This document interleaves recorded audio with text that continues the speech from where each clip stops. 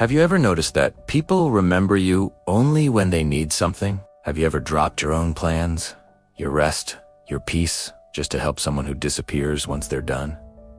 If yes, then this story is for you, because sometimes the world keeps taking from you until you decide to stop being available for everything. Once upon a time, in a quiet countryside village surrounded by golden fields, there lived a man named Ethan. Ethan was known by everyone. If someone's cart got stuck in the mud, call Ethan. If a roof leaked during the rain, call Ethan. If anyone needed advice, help, or company, Ethan was always there. He never said no. He believed that helping others made him a good man. And but slowly, Ethan's life stopped belonging to him. His own farm was half-plowed. His cottage needed repairs, yet he was always out fixing someone else's fence. Every evening when he came home, tired and dusty, his mother would sigh and say, "Ethan, my dear, you help everyone, but who helps you?" He would smile, faintly. "It's all right, Mom. One day they'll remember my kindness."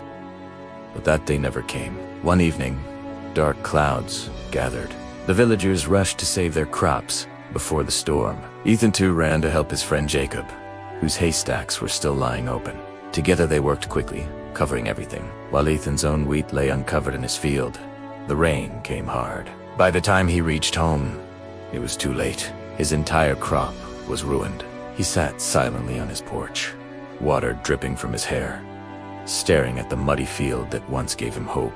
That night, his mother said softly, "You saved everyone's harvest except your own." Ethan didn't reply, but something deep inside him broke. The next morning, Ethan walked to the edge of the village to meet old George, a wise farmer who lived near the river. "George," he said, "I don't understand. I help everyone, yet I feel empty. I'm not tired from work. I'm tired from people." Old George looked at the flowing river and said, "Ethan, do you see this river? It gives water to all the trees, the fields, the animals. But when it rains too much and the river forgets its own path, what happens?" Ethan thought for a moment. "It floods and destroys everything." "Exactly," said George. "Even kindness needs boundaries. Without them, it becomes self-destruction. Stop being everywhere for everyone. Be somewhere for yourself." Then he gave Ethan a simple task. For the next 7 days, don't say yes immediately. When someone asks for help, pause and ask yourself, "Can I really afford this right now?" If you can't, just say, "Not today." Watch what happens. That week felt strange for Ethan. On the first day, Jacob came running. "Ethan, my bull is sick. Come help me take it to the doctor."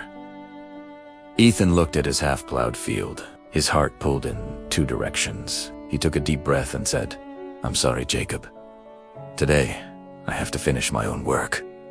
Jacob looked surprised. "You saying no?" Ethan nodded. "Yes, I can help tomorrow, but not today." Jacob frowned and left. Ethan felt guilty, but he kept working. By sunset, for the first time in months, his land was ready for planting. The next day, others came with small favors. Ethan said no, politely but firmly. That night, he felt peace he hadn't felt in years. On the 4th day, something unexpected happened. Heavy rain returned and Ethan's roof began to leak. He looked around. No one came to help. He smiled sadly, realizing when he was always available, everyone needed him. Now that he stepped back, silence surrounded him. But instead of anger, he felt strength. He repaired the roof himself, alone. That night, sitting under his fixed shelter, he whispered, "So this is what self-respect feels like." Weeks passed, the new Ethan was different. He no longer rushed to please everyone. He chose peace before people's approval, and something amazing happened. People began to respect him. Jacob started handling his own problems. Neighbors stopped knocking for small favors. Ethan's field grew greener than ever. His health improved. His smile returned. And strangely, people still liked him now even more because he wasn't the man who did everything for everyone. He was the man who finally valued himself. One evening, old George visited Ethan's home. He looked around the healthy crops and said, "So, Ethan, did the world fall apart when you stopped being available?" Ethan smiled. "No, George. It only changed for the better, George nodded. When you stopped saying yes to everyone, you finally said yes to yourself. That's when everything changes. So, my friend, are you like Ethan? Always available for everyone, but empty inside, remember peace. You're not a bad person for saying no. You're just choosing peace over pressure. When you stop being everywhere for everyone, you finally become someone for yourself. People respect what you protect, so protect your time, your mind, and your energy. And if this story touched your heart, subscribe to Tales with English, where every story helps you learn English and learn life.